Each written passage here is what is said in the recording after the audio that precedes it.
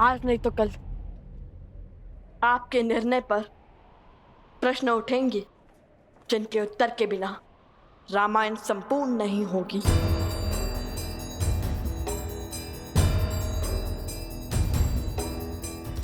इस प्रश्न का उत्तर सीता के त्याग का केवल यही पीढ़ी नहीं, आने वाली हर पीढ़ी आभार मानेगी। जिस आने वाली पीढ़ी की आप बात करते हैं, वो पीढ़ी माता सीता के मुख से इस त्याग की कहानी को सुनना चाहती है।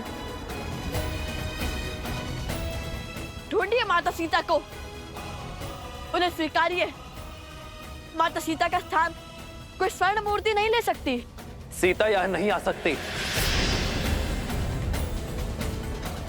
तुम दोनों अब ये वाद विवाद छोड़ दो और अश्व को मुक्त कर दो। उद्दंडता की भी सीमा होती है। उद्दंडता की सीमा तो अयोध्या की प्रजा ने पार की थी। उसने जिसके लिए आपने त्याग किया, जिसके कारण एक निर्दोष नारी को अपना पति, अपना परिवार और घर छोड़कर जाना पड़ा। मौन, मौन।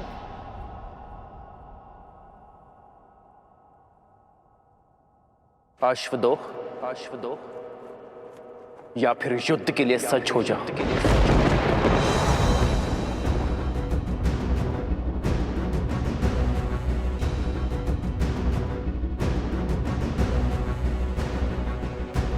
यदि आप माता सीता को खोज कर नहीं लाएंगे, उन्हें पुनः नहीं अपनाएंगे, तो हम भी अश्व नहीं छोड़ेंगे।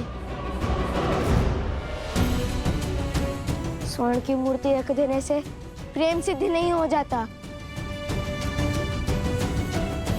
माता सीता के हाथों आहुति दिलवाकर कीजिए रामायण संपूर्ण, अन्यथा उठाइए अस्त्र। हम युद्ध के लिए सज्ज हैं।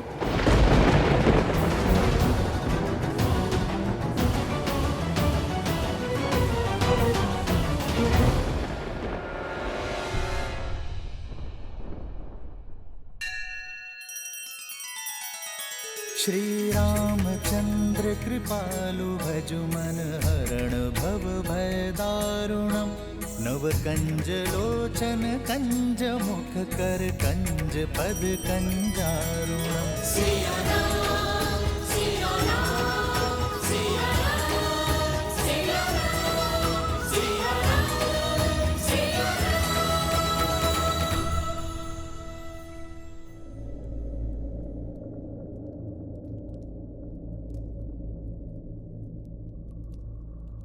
लव कुश अब तक नहीं आए। ऐसा क्या खोज रहे हैं रामायण में?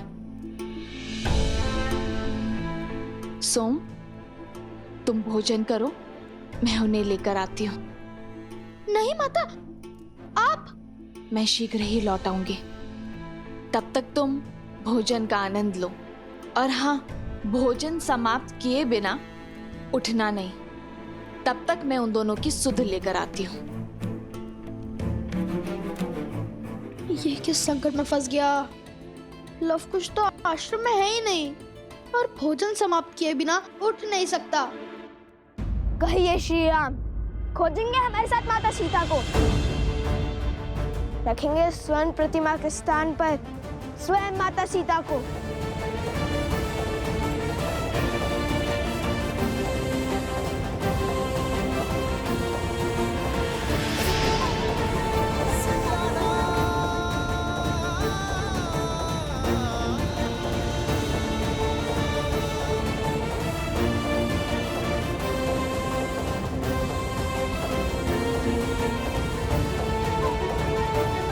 मैं तुम दोनों को क्षमा कर सकता हूं,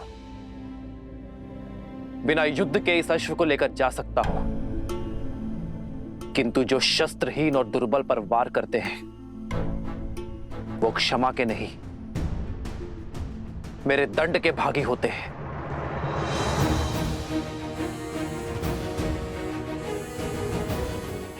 क्या? शस्त्रहीन और दुर्बल? हमने कभी ऐसा पाप नहीं किया।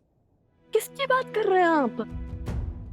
संदेह था मुझे, परंतु विश्वास का पलड़ा अधिक भारी था मेरे मन में कि वो दिव्य ऋषि कुमार ऐसा नहीं करेंगे। परंतु कथनी और करनी में अंतर दिख रहा है मुझे। मैं तुम्हारे पाप का दृश्य देखकर आया हूं। लज्जा से नेत्र झुक गए मेरे। अपनी शक्ति का प्रदर्शन करने के लिए तुम दोनों ने पूरे गांव को भस्म कर दिया।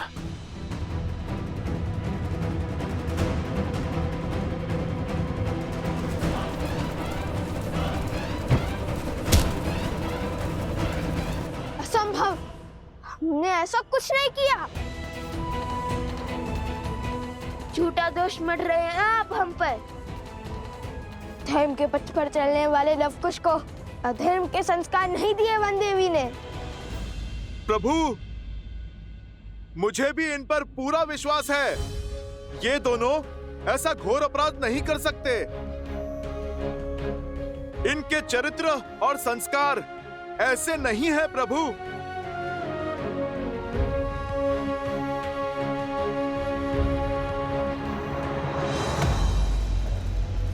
अच्छा हुआ भैया, हमने उस गांव पर अपनी माया का खेल नहीं खेला। लवकुश बनकर गए अवश्य, पर सत्य में त्राही त्राही मचाकर लौट आए। यदि हम उन गांव वालों के साथ सम्मिलित हो जाते तो सत्य की मूरत वो राम क्षण भर में हमें पहचान लेता। अब जो बीज बोया है उसका फल पकते हुए देखना है। शीघ्र ही राम का क्रोध हर सीमा लांघ जाएगा। और कहते हैं ना, क्रोध विवेक का शत्रु होता है। श्री राम, आपको अवश्य ही कोई अनुचित सूचना मिली है। यदि यह विश्वास है, अब भी हमारे से धड़ से अलग कर दीजिए। आपसे जीतना तो वैसे भी असंभव है हमारे लिए, किंतु माता सीता के सम्मान के लिए यह युद्ध अंतिम श्वास तक लड़ेंगे हम।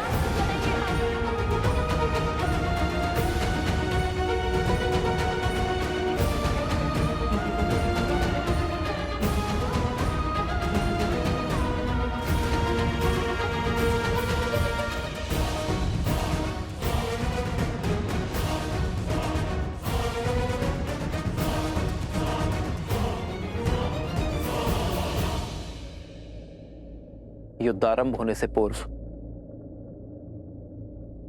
मेरी एक अंतिम बात और सुन लो। व्यक्ति का जीवन उस पर उसके माता पिता का ऋण होता है। मैं नहीं चाहता कि तुम उनकी अनुमति के बिना, उनकी जानकारी के बिना ये युद्ध लड़ो। जाओ और जाकर अपने माता पिता और अपने परिजनों से मिलकर आओ। कदाचित तुम्हारे माता पिता तुम्हें समझा पाए, तुम दोनों को अपनी भूल का आभास करवा पाए। कौन है तुम्हारे पिता? कौन है?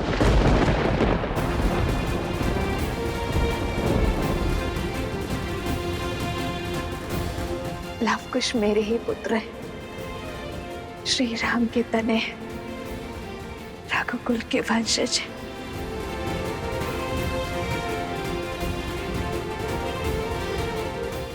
क्या योद्धा के लिए उसके कुल का नाम होना आवश्यक है?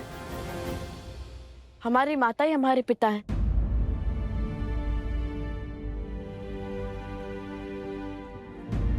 उन्होंने कभी हमें पिता की कमी आभास होने नहीं दी।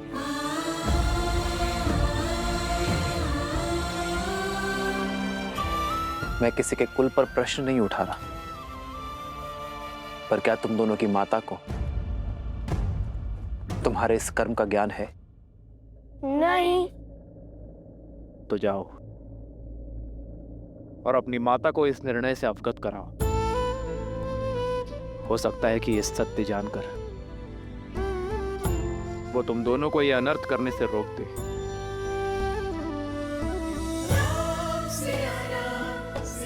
जाओ बालकों।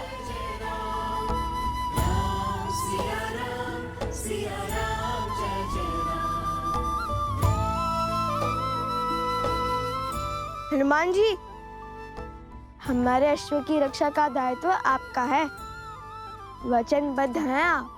राम सिया राम जय जय राम। राम सिया राम जय जय राम। हे महादेव, कोई चमत्कार दिखाइए, सीता माता को सत्य से अवगत करवाइए। जितना मैंने लवकुश को जाना है, वो पीछे हटने वाले नहीं हैं।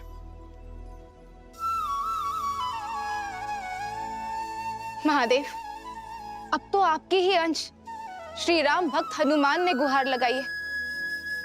आप तो नियति का खेल बदल सकते हैं ना। सीता को सत्य का ज्ञात कराइए, अन्यथा एक पिता अपने पुत्रों के अंत का कारण बन जाएगा। ये तो आप भी जानते हैं ना कि लव और कुश श्री राम से नहीं जीत पाएंगे।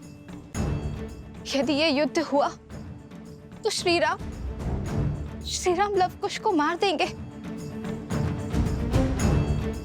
महादेव, आप मौन क्यों हैं? कुछ कीजिए महादेव।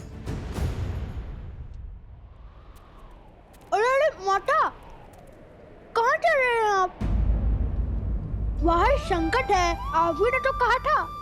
हाँ, वो मैं। आप तो लवकुश को खोजने निकली थी ना? हाँ, कहाँ है लवकुश?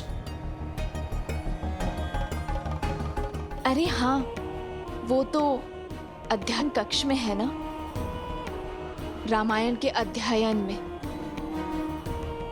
मैं उन्हें देख कर आती हूँ।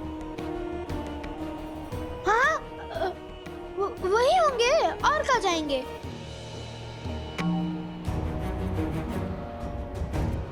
कह तो दिया, किंतु वो अध्ययन कक्ष में आएंगे कैसे? आज हर भेद खुल जाएगा।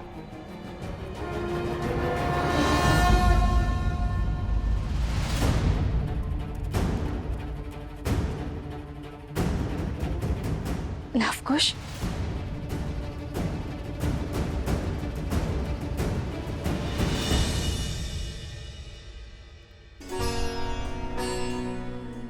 मारे गए।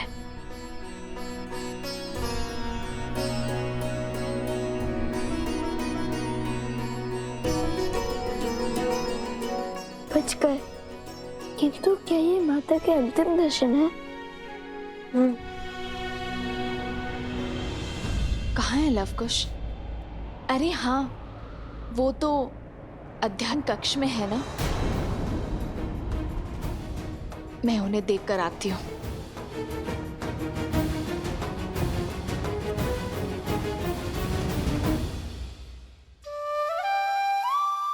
बाल बाल बचा भी इसी क्षण निकल जाता हूँ, अन्यथा ये सियाराम के लाल मुझे पुनः फंसा देंगे। क्या बात है, आज इस समय रामायण अध्ययन का विचार कैसे आया? रामायण रामायण तो एक भाव है माता, कभी भी खर कर जाता है। मन में जो प्रश्न व्याकुल किए हुए थे, उन्हें का उत्तर ढूंढ रहे थे। कैसा प्रश्न? जिस निर्णय ने मर्यादा पुरुषोत्तम प्रभु श्री राम पर लांछन लगाया, उन्हें कलंक का भागी बनाया, राम सिया को भिन्न किया, और आप इतने विश्वास के साथ कैसे कह सकती है माता कि इस निर्णय में माता सीता की भी सहमति थी? यह निर्णय माता सीता का ही था।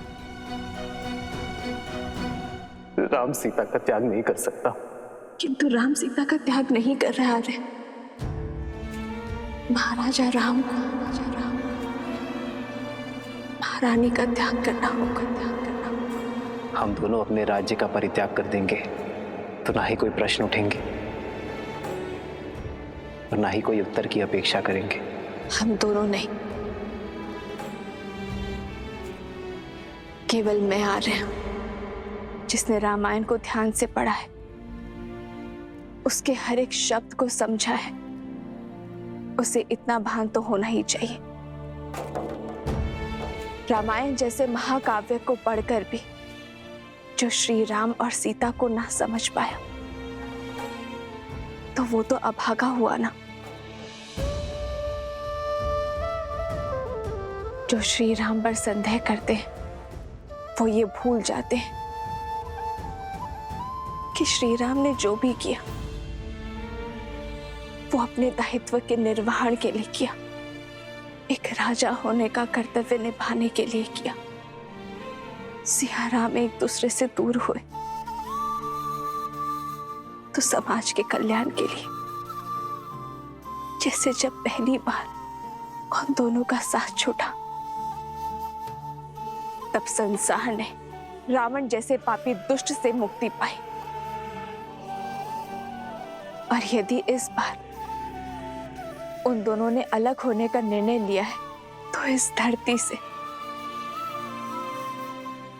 रावण रूपी सोच का अंत करने के लिए लिया है। इस संसार में स्त्रियों और पुरुषों का स्थान एक समान करने के लिए किया है। अलग हुए नारियों को समान अधिकार दिलाने के लिए। जो रामायण की पवित्रता पर संदेह करते हैं वो अभागे हैं, अबोध है। उन्हें श्री राम के संपूर्ण अयान को समझने की आवश्यकता है, जो समय आने पर स्वयं ज्ञात हो ही जाएगा। कदाचित आप उचित कह रही हैं माता। तो क्या आपके कथन का अर्थ है कि माता सीता और प्रभु श्री राम अब कभी नहीं मिलेंगे?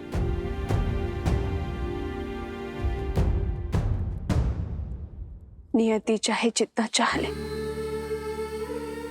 धरती को आकाश से दूर करने का, किंतु क्षितिज में जाकर सांझ का मंद तेज दोनों को एक कर ही देता है। हाँ, मैं ये नहीं जानती कि सिया राम के जीवन में वो सांझ कब आएगी? माता, वो समय हम लाएंगे जब प्रभु श्री राम और माता सीता फिर से एक होंगे। क्षितिज, हम करेंगे रामायण संपूर्ण।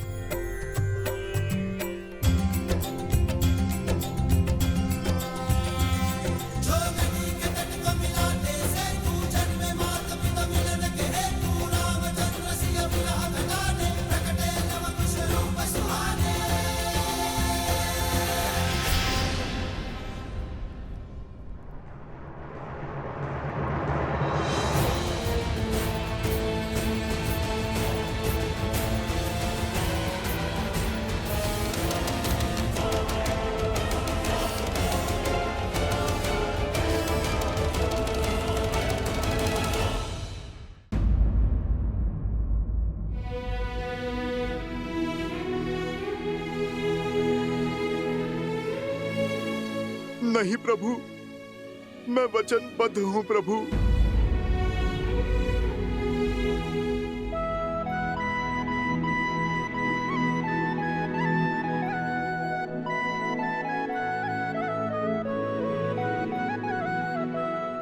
मैं तुम्हें वचन तोड़ने के लिए बाध्य नहीं करूंगा हनुमान। लगता है एक राम भक्त को दूसरे राम भक्त से अधिक मोह हो गया है, या कदाचित भक्त के मन में भी विद्रोह ने जन्म ले लिया। क्षमा कर दीजिए भगवान वाल्मीकि, अब मुझे आपका वचन तोड़ना होगा। मुझे हर पाप का दंश स्वीकार है, किंतु पिता के हाथों पुत्र की मृत्यु होते देखने का महापाप नहीं।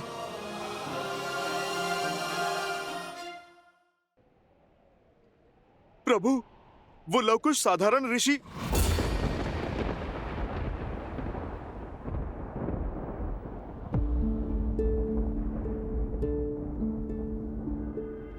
मैं सब समझ गया। अब और कुछ कहने की आवश्यकता नहीं है। वचन से बंधे हो इसलिए अब तक मौन थे, तो अब भी कुछ मत कहो हनुमान। इस संसार में वचन से बड़ा और कुछ नहीं। किंतु प्रभु, आपका जानना आवश्यक है। प्रभु, वो बालक यहाँ है। हम लौट आए।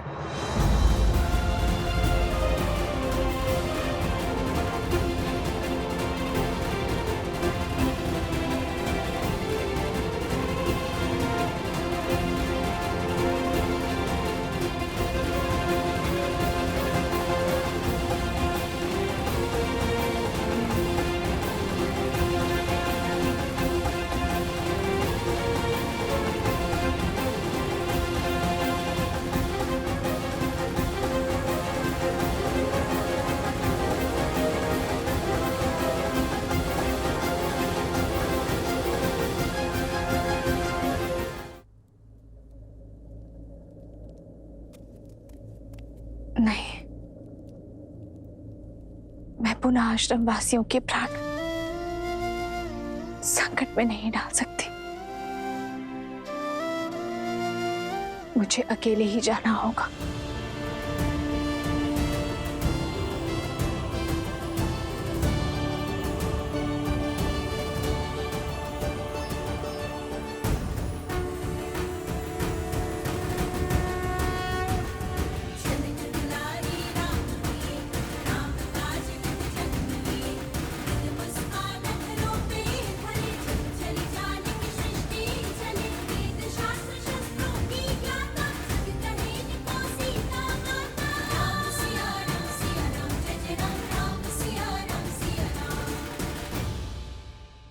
लवकुश, आपने अपनी माता को सत्य बताया? मुख से तो नहीं कहा, किंतु संकेत अवश्य दे दिया हनुमान जी। श्री राम और माता सीता के संबंध पर अटूट विश्वास रखती है हमारी माता। इसलिए श्री राम और माता सीता को मिलाने का प्रयास हमारा धर्म भी है और कर्तव्य भी। कारण चाहे जो हो, तुम्हें अपनी माता से सत्य नहीं छुपाना चाहिए था। जितना हमने अपनी माता के जीवन को समझा है, यदि उन्हें सत्य का भान होता तो कदाचित हमें युद्ध से रोक सकती थी, किंतु हमारा उद्देश्य समझकर, हमारा लक्ष्य जानकर वे हमारा साथ ही देती। तन और मन दोनों से आपसे युद्ध करने के लिए सत्य है श्री राम।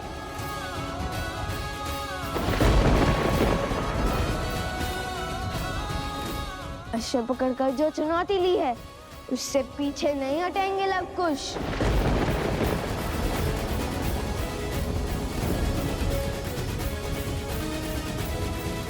जैसी तुम्हारी इच्छा। मैंने हर धर्म का पालन किया ताकि तुम दोनों को इस युद्ध की अग्नि में जलने से रोक सकूं। और यदि युद्ध करने की ही मंशा है तुम्हारी, तो तथास्तु।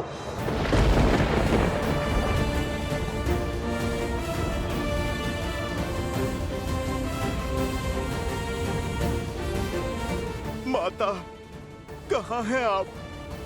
पुत्र और पिता दोनों एक दूसरे पर शस्त्र तानने को तत्पर हैं।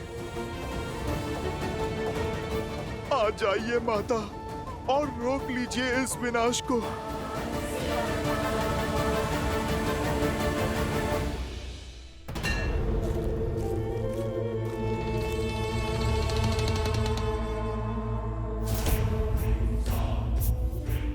आओ सीता, आओ, चली आओ अपनी मृत्यु के पीछे।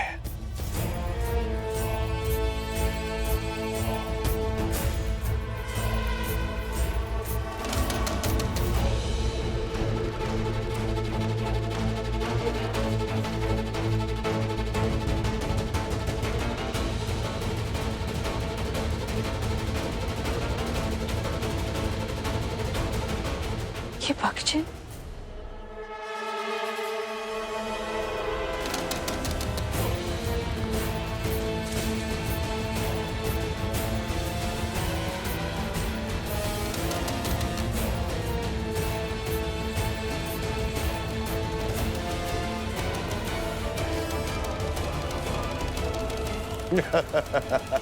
अद्भुत! शक्ति को युक्ति से काटा है तुमने शूर्पणखा। क्या योजना बनाई है सीता को राम और लव कुश के युद्ध से दूर ले जाने की? सीता का आश्रम में वास इस युद्ध में बाधा डाल सकता था, और अब हम हार का भार नहीं उठा सकते हैं भैया। अब जब राम लवकुश पर अस्त्र चलाएगा और जब लवकुश उसके वार का प्रतिकार देंगे, और तब उस क्षण का साक्षी समस्त त्रिलोक बनेगा, और ऐसे में ये बात सीता तक ना पहुंचे, ये तो असंभव है। इसलिए सीता को इस युद्ध और युद्ध भूमि से दूर ले जाना अति आवश्यक था भैया। और वचन से बंधा वो हनुमान चाह कर भी अपना मुख नहीं खोल पाएगा और चुपचाप इस विनाश का स्वांग देखता रहेगा। उत्तम शूर्पणखा, उत्तम।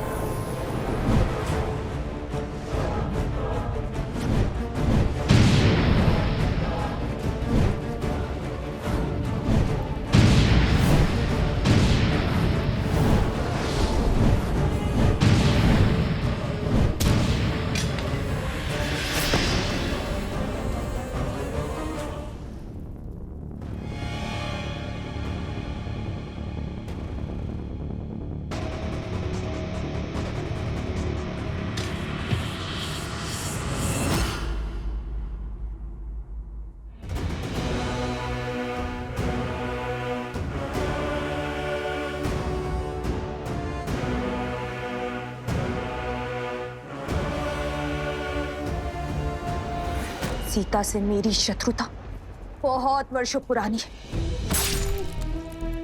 बहुत गहरे घाव दिए हैं उसने मुझे।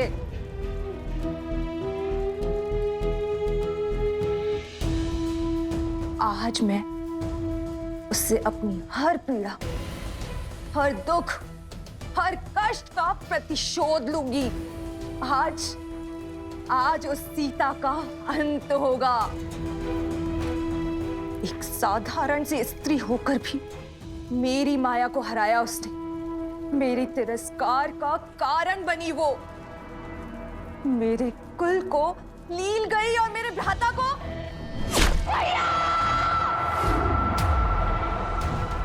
और मेरे भ्राता का काल बनी। किंतु आज मैं उन सब का प्रतिशोध लूंगी। आज उसकी मृत्यु के साथ हमारी इस शत्रुता के अध्याय का भी अंत होगा।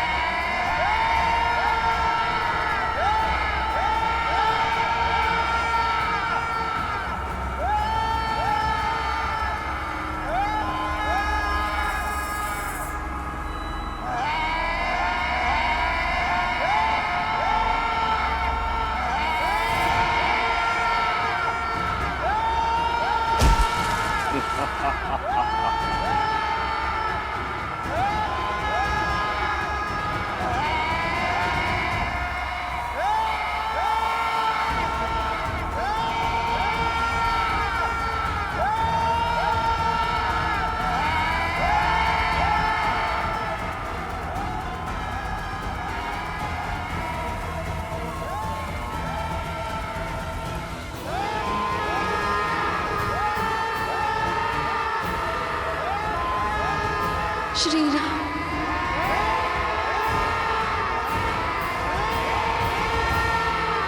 आज हमारी चाल केवल राम सिया की नहीं बल्कि समस्त रघुवंश का अंत कर देगी। रघुवंश के विनाश का शंखनाद हो चुका है भैया। और अंत के इस अध्याय का आरंभ हो चुका है। रघुकुल ने सदा ही ऋषि मुनियों के हर कार्य को सिद्ध किया है, उनके पूजा पाठ को सुरक्षा का कवच दिया है। रघुकुल का एक भी तीर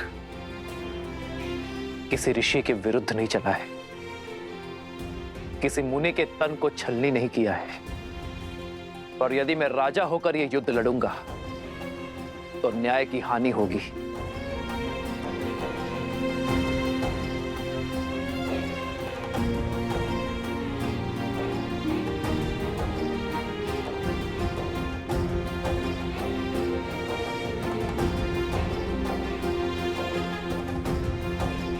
प्रभु, ये क्या कर रहे हैं आप?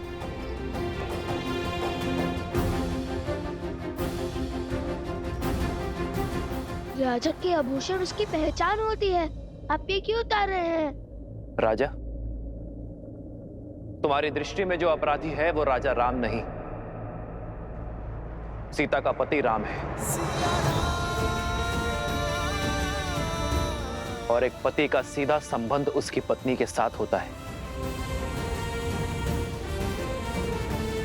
जिसकी पत्नी वनवासी है, श्रृंगार और आभूषण धारण नहीं करती, तो तुम्हारे प्रश्न और प्रहार का उत्तर देते हुए ये पति भी आभूषण धारण नहीं कर सकता। और दूसरी बात, शास्त्रों के अनुसार एक राजा का ऋषि कुमारों से युद्ध करना वर्जित है, किंतु ऋषि कुमारों में द्वंद्व संभव है। तो इसलिए आज ये राजा राम कुछ समय के लिए अपना राजसी रूप त्याग कर एक वनवासी की भांति युद्ध लड़ेगा। श्री राम श्री राम श्री राम श्री राम श्री राम श्री राम श्री राम श्री राम। ना पिता को सत्य का भान है और ना ही पुत्रों को। पिता को ये नहीं पता कि वो अपने ही वंश को लील रहे हैं, और पुत्रों को ये आभास नहीं है कि वो जिन पर बाण ताने खड़े हैं वो उनके ही पिता हैं। कदाचित सत्य का ज्ञान इस युद्ध को टाल सकता है। कम से कम ये प्रयास तो कीजिए कि सत्य उन तक पहुंच सके। सत्य उचित समय आने पर ही सबके समक्ष उजागर होता है देवी, और जो समय से पूर्व ही सत्य को सबके सामने लाने का प्रयास करता है वो नियति के लक्ष्य में बाधा उत्पन्न करता है। आवश्यक नहीं कि समय सदैव आपके पक्ष में हो, क्योंकि सत्य और समय कभी साथ साथ होते हैं तो कभी भिन्न। श्री राम और लवकुश के मध्य होने वाले इस युद्ध को भी स्वयं समय ने ही चुना है। स्वयं समय ने ही साक्षात नारायण को इस दुविधा में डाला है कि वो इस परीक्षा की घड़ी का सामना करे। ये द्वंद्व आने वाली पीढ़ियों को ये संदेश देगा कि परीक्षा की घड़ी आने पर, दुख की घड़ी आने पर उससे लड़ा नहीं जाता, उसे काटा जाता है। और सीता, उनका क्या महादेव? वो तो सूर्पनखा और सहस्त्र रावण के पाश में फंसी है। कहीं जो काम शक्ति नहीं कर पाई वो युक्ति ना कर दे। नहीं नहीं महादेव, सीता को कुछ नहीं होना चाहिए।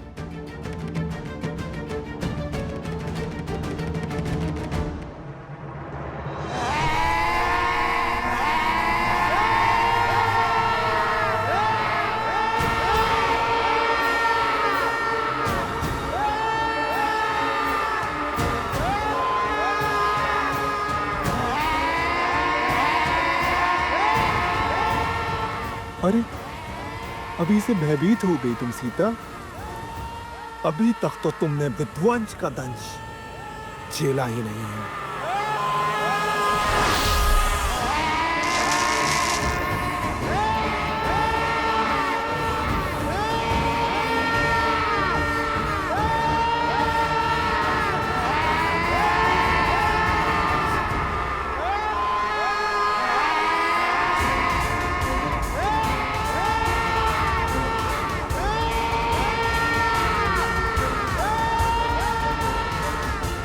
मार डालो बानासुर, अंत कर दो इस सीता का।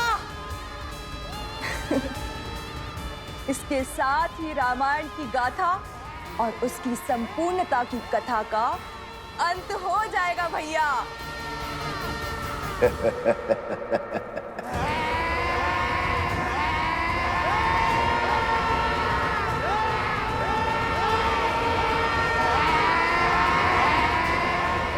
ये दीवारें तो मेरे समीप आ रही है। हे गौरी माँ, मुझे अपनी शरण दे, मेरी सहायता कीजिए गौरी माँ।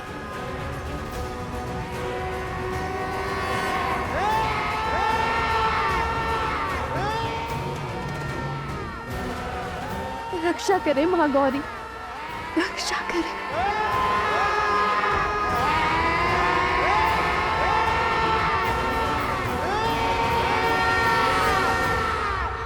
महादेव, महादेव, अब मेरी पुकार हो रही है। आप समय से विवश हैं और मैं भक्त की पुकार से। किंतु मैं क्या करूं? समय आ गया है देवी, जब आपको अपने समक्ष झांक कर देखना होगा, आत्मनिरीक्षण करना होगा।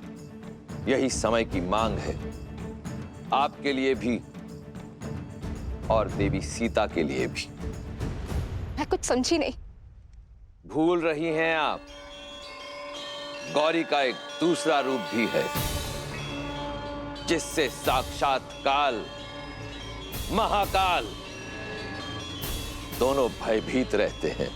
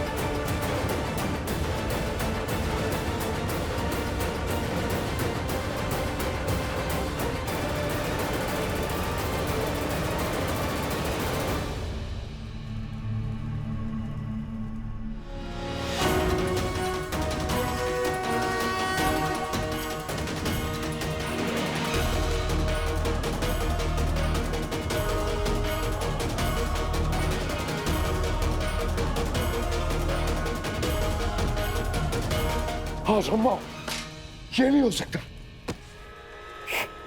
ये नहीं हो सकता।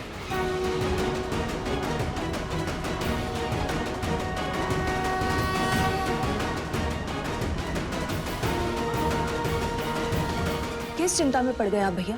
क्या हो गया आपको? सीता के पीछे देखो, कौन है वो? कहीं कोई नहीं है भैया।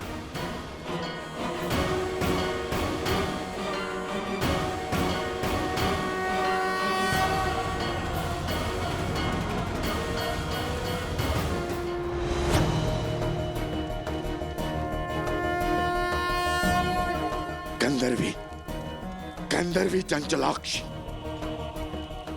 मर चुकी है वो। फिर यहाँ कैसे है? ये कैसी माया है? गंधर्वी चंचलाक्षी? कौन है ये? क्या हो रहा है आपको भैया? भैया, किसकी बात कर रहे हैं आप? कौन है ये, मुझे बताइए भैया।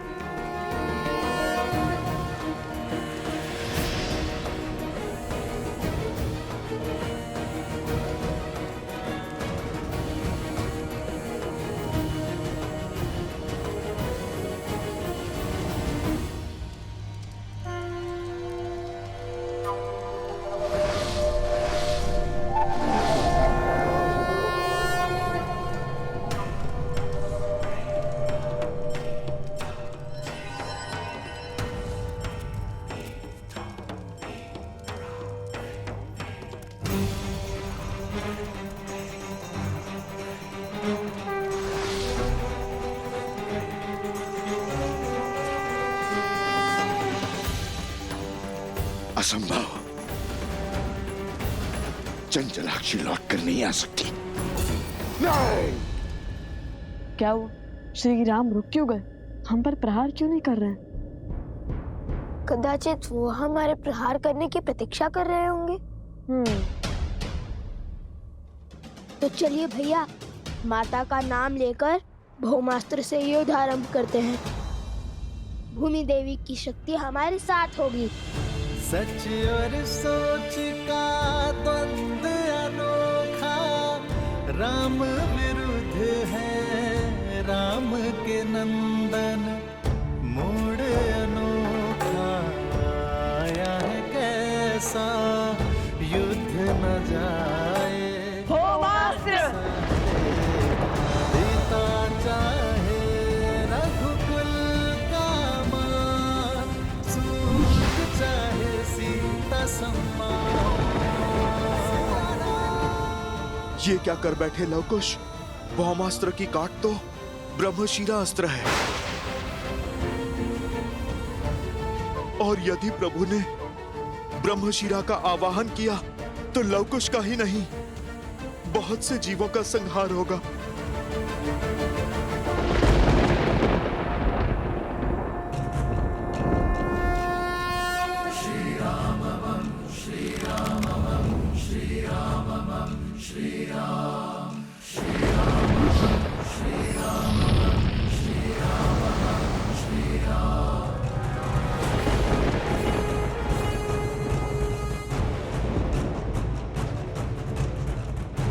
एक क्षण भैया, यदि श्री राम ने भौमास्त्र के विरुद्ध ब्रह्मशिरा अस्त्र का उपयोग किया तो हमारे पास उसका काट भी नहीं है। वो निर्णय उनका है।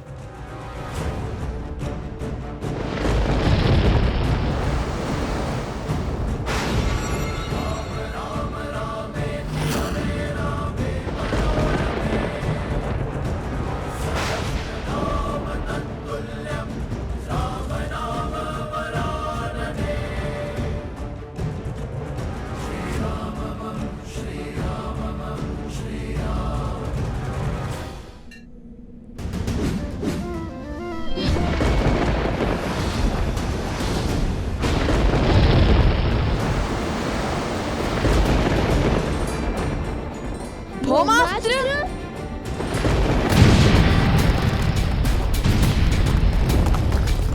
श्री रामचंद्र कृपालु भजुमन, हरण भव भय दारुण। महाराज के आगे अस्त्र की शक्ति नहीं, धर्म की शक्ति चलती है। अस्त्र चाहे कोई भी हो, महाराज के तप और त्याग के कारण हर अस्त्र की शक्ति 100 गुना बढ़ जाती है।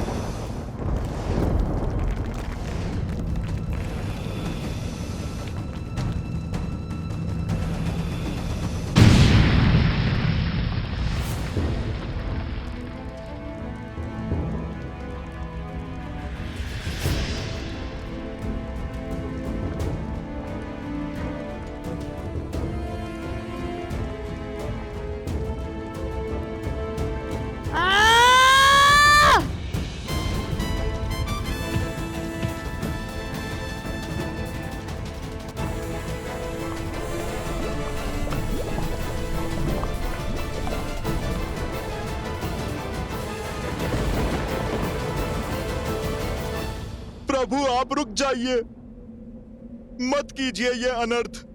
मेरे पास रुकने का कोई कारण नहीं है हनुमान। ये दो बालक अयोध्या के मान सम्मान को ध्वस्त कर रहे हैं, रामराज्य के स्वप्न का संहार कर रहे हैं। प्रभु, मैं भगवान वाल्मीकि के वचन से बंधा हूं, इसीलिए मैं आपको सत्य नहीं बता सकता, किंतु मैं आपको अवश्य इतना कह सकता हूं, ये जो घट रहा है उचित नहीं है प्रभु।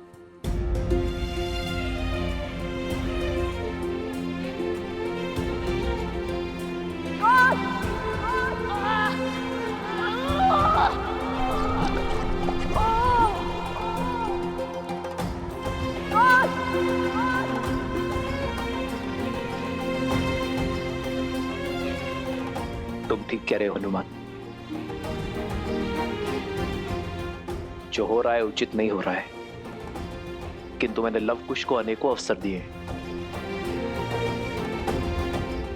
मैं नहीं जानता भविष्य के गर्भ में क्या छुपा है। मैं नहीं जानता कि लव कुश के भाग्य में जीवन है या मृत्यु, किंतु ये इनके स्वयं के कर्म है, जिसका फल उन्हें भोगना ही होगा।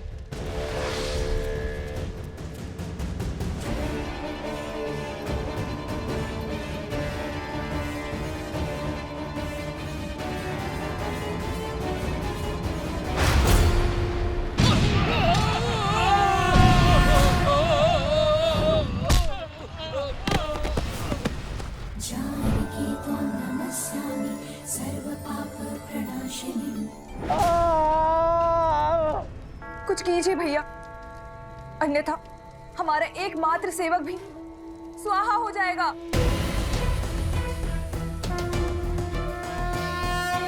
कुछ नहीं कर सकता मैं।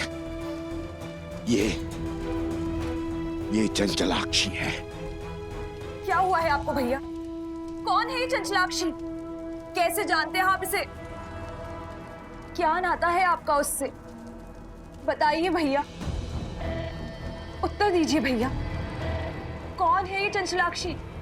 क्या हो रहा है आपको भैया? भैया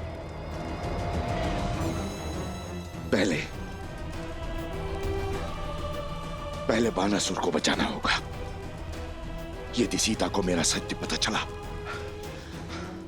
तो वो मेरी मृत्यु का भेद भी जान जाएगी।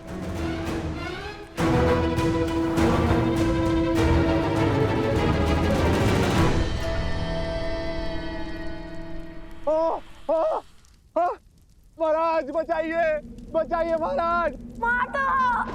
माता!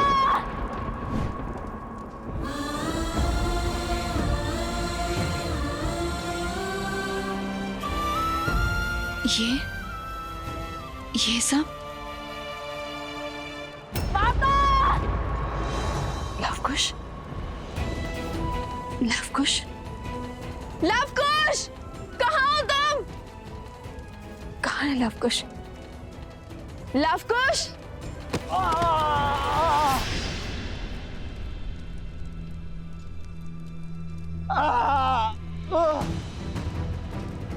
ये अवश्य इन असुर की कोई माया थी, मेरे मंत्र जाप में विघ्न डालकर भाग निकलने की इनकी युक्ति थी।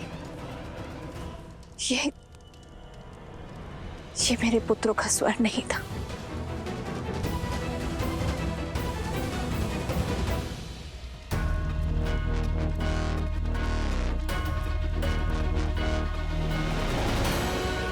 रुक जाओ दुष्ट!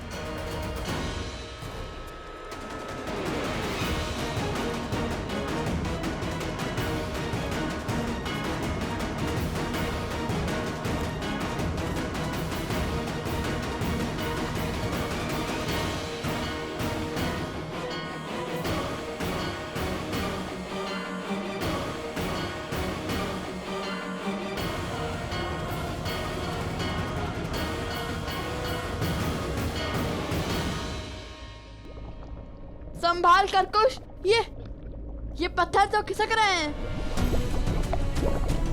हमें इस पास से बाहर निकलने का कोई न कोई मार्ग ढूंढना होगा। हमें माता का नाम लेकर अपने जीवन को दांव पर लगाकर ना ये अंतिम बार करना होगा। जीवन को बचाने का प्रयास करना होगा। और यदि ये लावा हम पर गिरा या पत्थर निकले तो हमारी मृत्यु निश्चित है।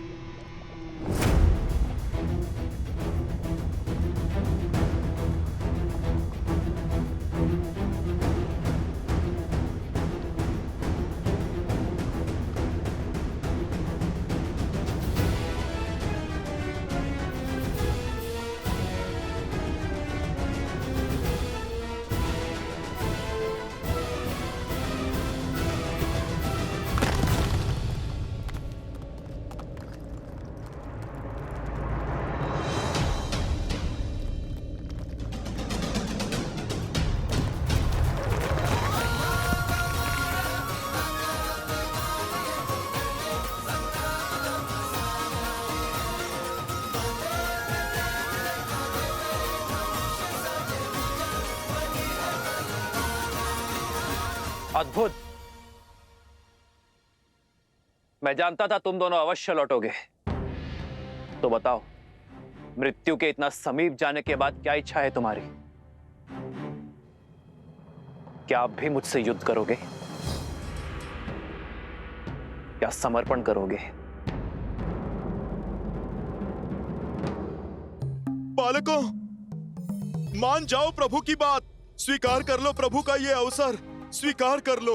जब श्री राम और राजा लक्ष्मण को ऐरावत उठाकर ले गया था, जब आपको कोई मार्ग नहीं सूझ रहा था, तब क्या आपने पीछे हटने का विचार किया था?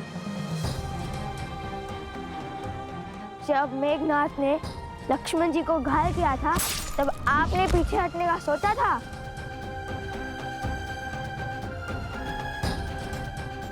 जिनके पास धर्म का साथ होता है, उन्हें पीछे हटने की कोई आवश्यकता नहीं होती। बालकों, आपको किसने कहा कि हमने अश्वरोग का धर्म किया है?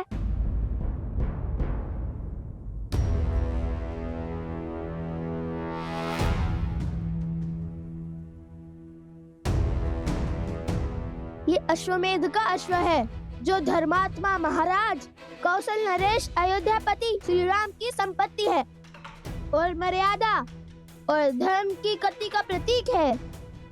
जिसने भी इसे रोकने का साहस किया और अयोध्या की चतुरांगिनी सेना से युद्ध को आमंत्रण करेगा। हमने तो केवल ये चुनौती स्वीकारी है।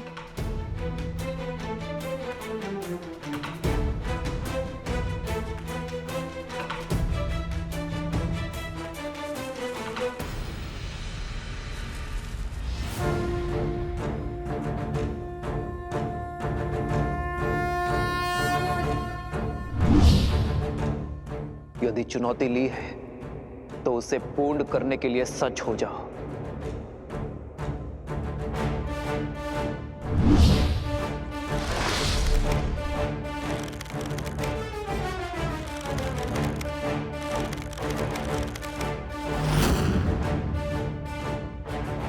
सावधान!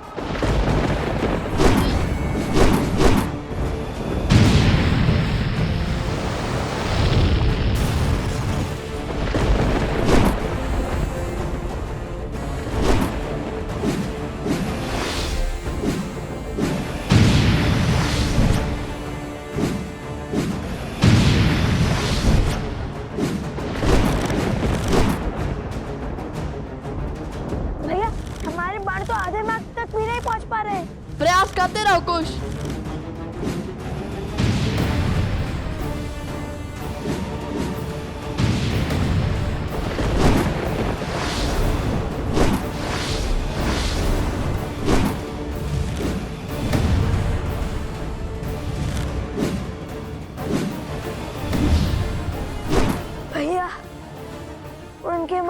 तो श्वेतक भी नहीं उभर रहे और यहाँ हम मन और संबल हारते जाते हैं। शब्द नहीं, हस्त चलाओ कुश।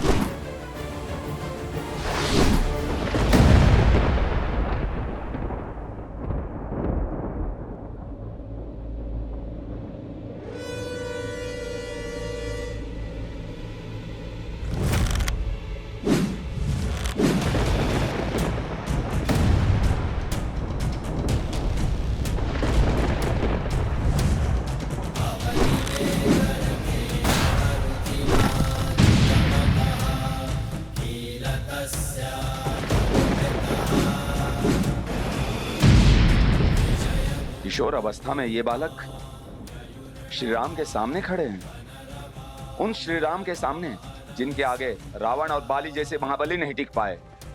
लगता है जैसे श्री राम के समक्ष साक्षात श्री राम खड़े हैं। ये विद्या के धनी अवश्य हैं, किंतु विद्या का उपयोग अधर्म के लिए कर रहे हैं। ये विद्या राष्ट्र की भलाई, देश के विकास के काम आनी चाहिए थी, किंतु उन्होंने बुराई का पथ चुना है, और बुराई चाहे जितनी बलशाली हो, अंत में हारती ही है।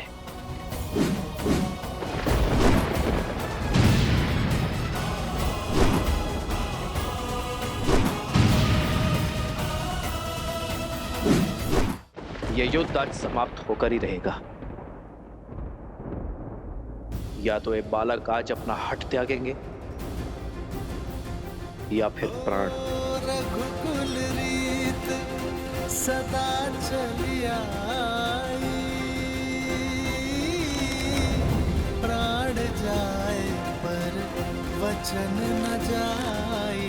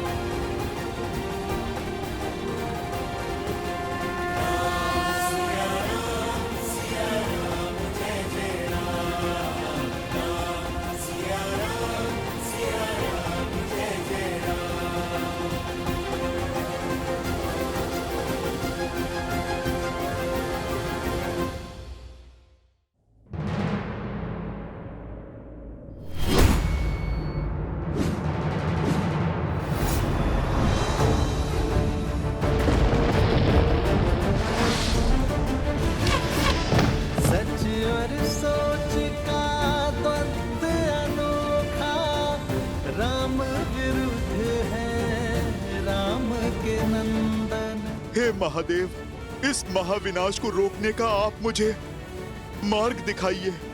मेरे प्रभु और उनके वंशजों को इस अनर्थ से बचाइए महादेव।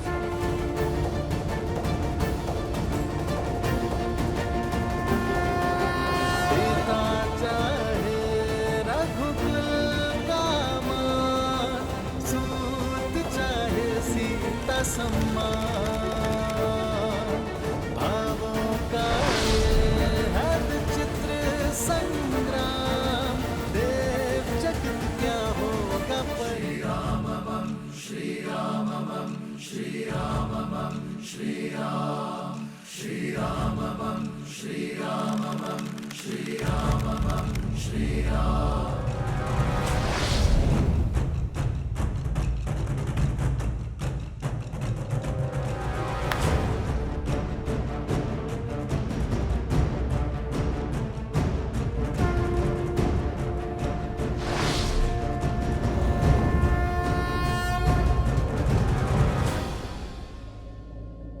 लगता है भाग्य तुम्हारे साथ है बालकों,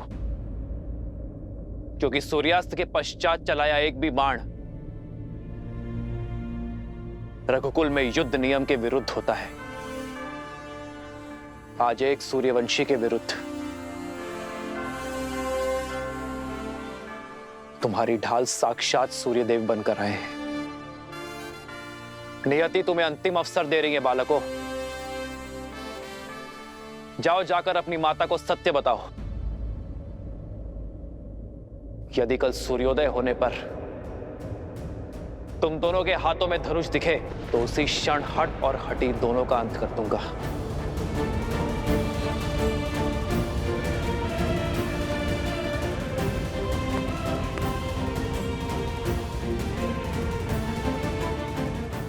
कल भोर होते ही अश्वमेध यज्ञ के अश्व और हनुमान को लेकर मैं अयोध्या के लिए निकल जाऊंगा।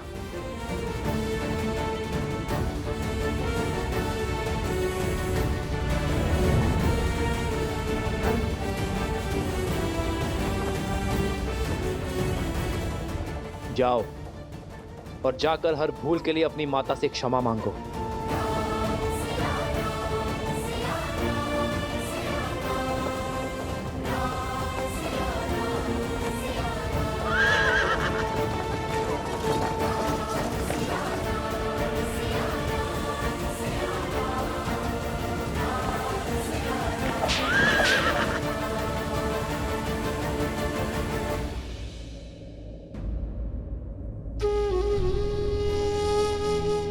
श्री रामचंद्र कृपालु भजमन हरण भव भय दारुणम।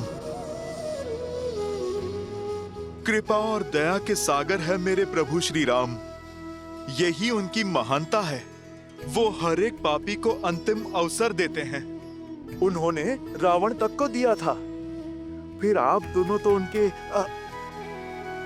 परम भक्त हैं। अपनी भूल सुधारिए। जाओ लवकुश, ये मेरी आपसे विनती है, अपनी माता को सब कुछ सच बता दो। फिर जो माता कहे आप वो ही करना। समझने का प्रयास करो बालकों। आज जो बाण रुक गए वो जलंधर अवश्य चलेंगे और वो प्रहार रघुकुल के मस्तक पर सबसे बड़ा कलंक होगा। जाओ, आप अपनी माता से बात करो। यदि बता नहीं सकते तो उन्हें यहां पर ले आओ। हर समस्या का समाधान स्वयं हो जाएगा बालकों।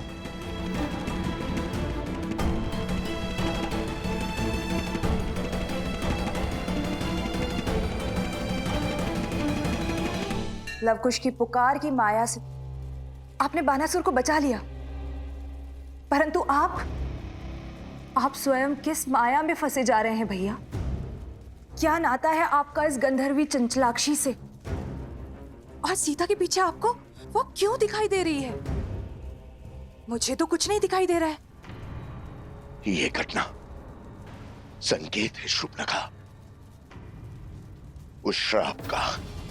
कहीं वो सीता उस श्राप को पूर्ण करने का माध्यम तो नहीं, जो श्राप मुझे गंधर्वी चंचलाक्षी ने दिया था। पहेलियां मत बुझाइए भैया, मुझे स्पष्ट रूप से बताइए कि किस श्राप की बात कर रहे हैं आप? मैंने अनेक वर्षों तक ब्रह्मदेव का तप करके उनसे अजर अमर होने का वरदान प्राप्त किया था। ये आशीष पाया था कि मुझे केवल स्त्री ही मार सकती है।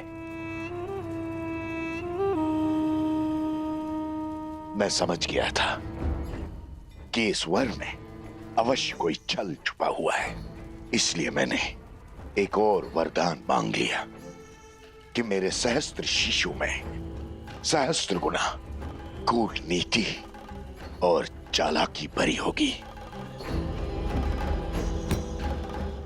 उसके बाद मैंने कई राज्यों पर अपना आधिपत्य स्थापित किया, परंतु मैं दशानंद रावण की तरह दिग्विजय नहीं बनना चाहता था। मुझे बहुत अधिक की नहीं, केवल थोड़े की ही अभिलाषा थी। तो मैंने अपने अधीन में कुछ ही राज्य किए।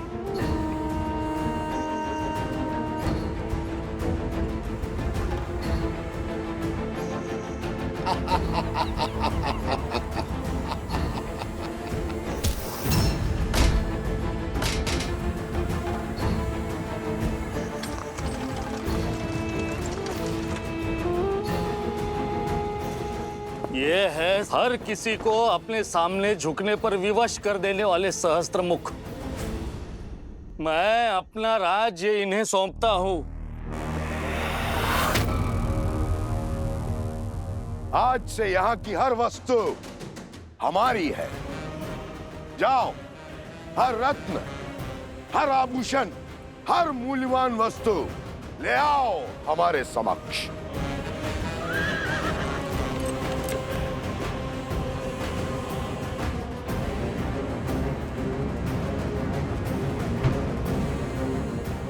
चलो सारथी।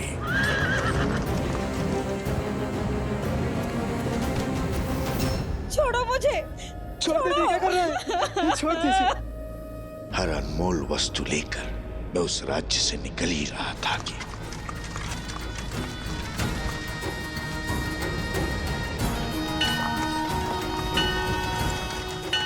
रुको सारथी।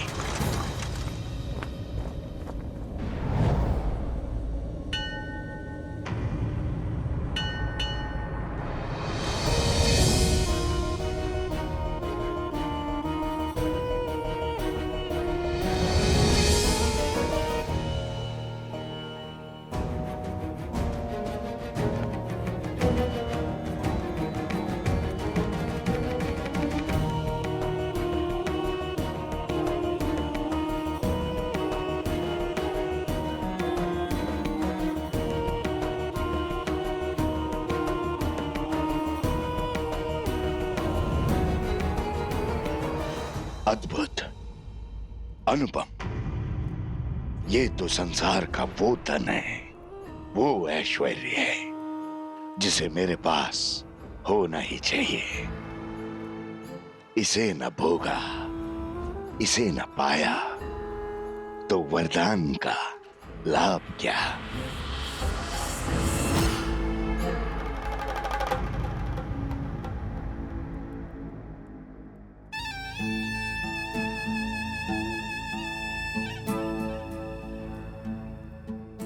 तप के लिए बहुत अनुचित स्थान चुना है सुंदरी। तुम्हारा तप और पूजा सफल हुई। अब कोई आवश्यकता नहीं। अब इस लक्ष्मी या किसी और देवी देवता की पूजा की।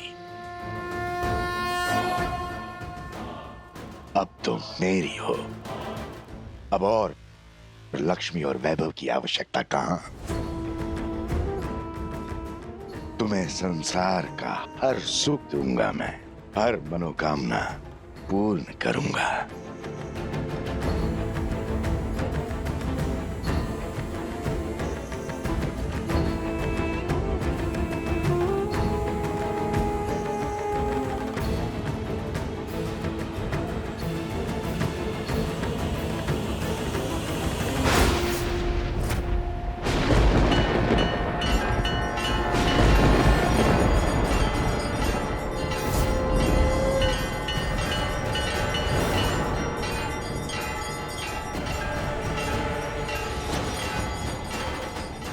तुम्हारे स्पर्श ने मुझे अपवित्र कर दिया है सहस्त्रमुख।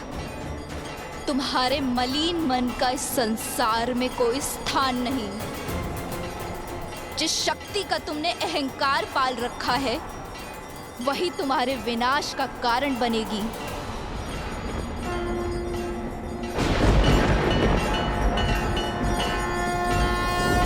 विनाश और मेरा ब्रह्मा का वरदान प्राप्त है मुझे। कौन मारेगा मुझे।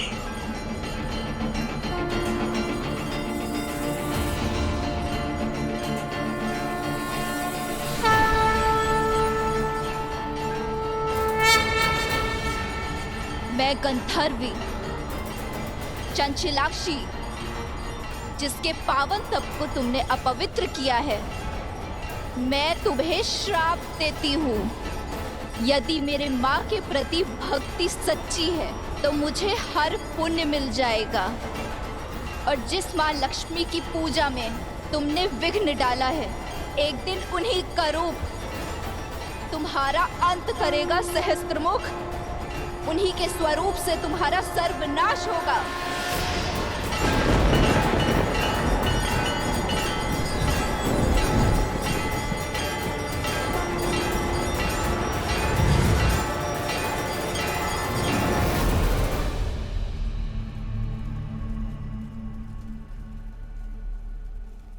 ये वही है जिसके बारे में चंचलाक्षी ने कहा था, मेरा अंत है ये। संसार को भ्रम के जाल में फंसाने वाले मेरे भैया आज स्वयं एक भ्रम से भयभीत हो रहे हैं। शांत हो जाइए भैया, ये वो नहीं है जो। ये वही है, ये वही है। और भय भ्रम से नहीं, श्राप से है मुझे। उसने कहा था कि लक्ष्मी धरती पे जन्म लेगी और फिर वो लक्ष्मी में समा गई थी। कहीं संसार का संदेह सत्य तो नहीं? कहीं सीता लक्ष्मी का रूप तो नहीं?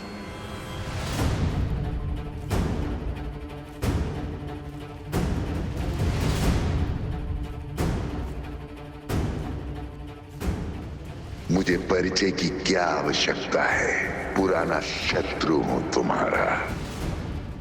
मेरा पुराना शत्रु कौन हो सकता है वो जो पुनः लौट कर आया है? किंतु मेरी मृत्यु से क्या सिद्ध करना चाहता है वो? हो ना हो, ये बात जितनी छोटी लगती है उतनी है नहीं।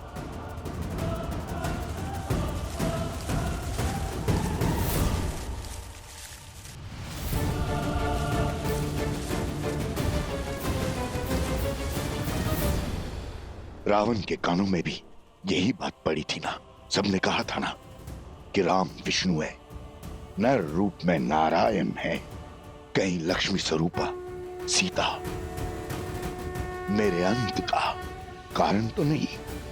कदाचित तभी न रावण राम का वध कर पाया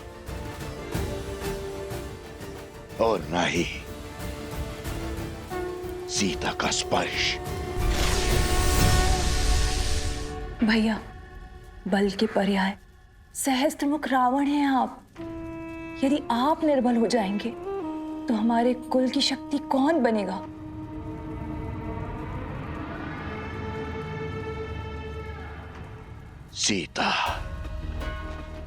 सीता के कारण पूरा राक्षस कुल समाप्त हो गया। सर्वशक्तिशाली दशानंद रावण मृत्यु को प्राप्त हो गया। मैं प्रहार की कोई परीक्षा नहीं दूंगा। मैं लक्ष्मी के समक्ष नहीं जाऊंगा। नारायण, श्री लक्ष्मी, विष्णु, ये सब ढोंग है भैया। अरे जीवन भर वन में भटकने वाले देवता नहीं अभागे होते हैं। अभागे। जो बात संसार नहीं समझा वो आपको समझनी होगी भैया। मानना होगा कि वो सीता एक साधारण सी स्त्री है। आप स्वयं सोचिए भैया, क्या ईश्वर के अवतार को भी क्या इतनी सारी परीक्षाएं देनी पड़ती हैं? इतने दुखों को भोगना पड़ता है? इतना असहाय होना पड़ता है? विजोग का विष पीना पड़ता है? वो नारायण जो अपने बल से संसार को बदल दे, अपने सुदर्शन से हर पाप का संहार कर दे, क्या उसे 14 वर्ष का वनवास भुगतने की आवश्यकता है? राजपाट, सुख शांति, वैकुंठ छोड़कर दर दर भटकने की आवश्यकता है भैया?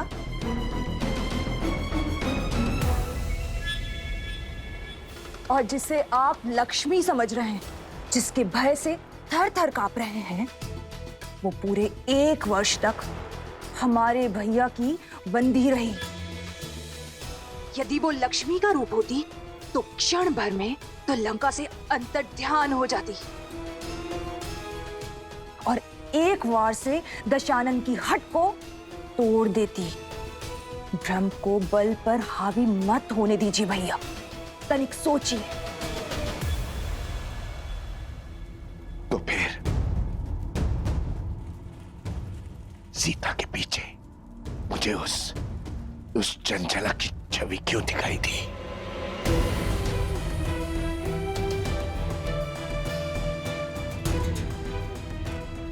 जब मन में संदेह होता है तो भूतकाल आंखों के सामने स्वरूप लेता है। ये सब विचारों का खेल है भैया, और कुछ भी नहीं। इस अनर्थ का अर्थ खोजना बंद कीजिए भैया, और प्रहार का नाद आरंभ कीजिए भैया।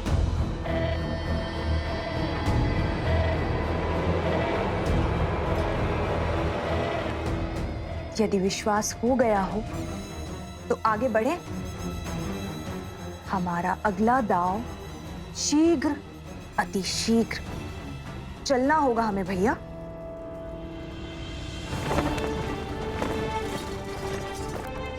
श्री राम,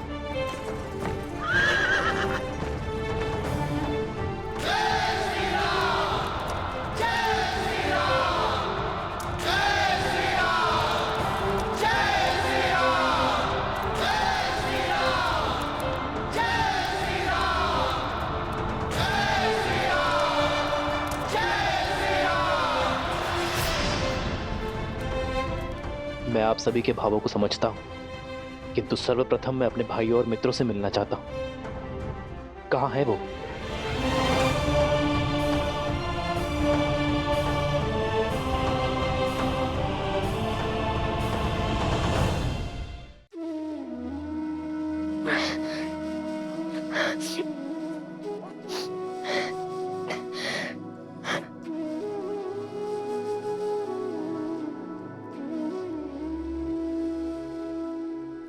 यदि कल सूर्योदय होने पर तुम दोनों के हाथों में धनुष दिखे तो उसी क्षण हट और हटी दोनों का अंत कर दूंगा।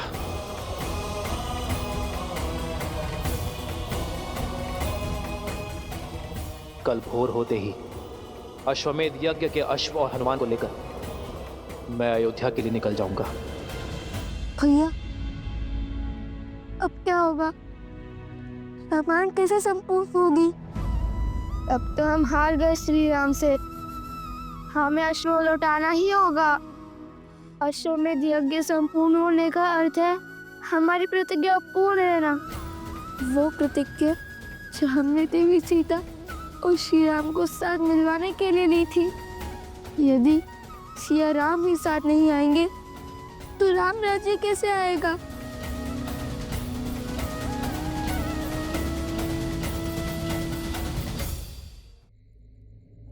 नहीं कुश, युद्ध अभिशेष है और हार जीत का निर्णय भी। आज जो भी हुआ वो अकल्पनीय है, इतिहास का भाग बन चुका। हमने श्री राम का सामना किया, उनकी शक्ति और उनकी आभा को ललकारा। कि जानते हुए भी हम पीछे नहीं हटे कि हमारे समक्ष रावण का संहार करने वाले श्री राम खड़े हैं। तुम ही बताओ, ऐसे शूरवीर कैसे हार सकते हैं? हमने आधा युद्ध जीत लिया है कुश। आज उनका केवल एक दाव उचित पड़ा है। स्मरण रहे, माता कहती है, धैर्यम सर्वत्र साधनम। भाग्य भी साथ साधने वालों का साथ देता है।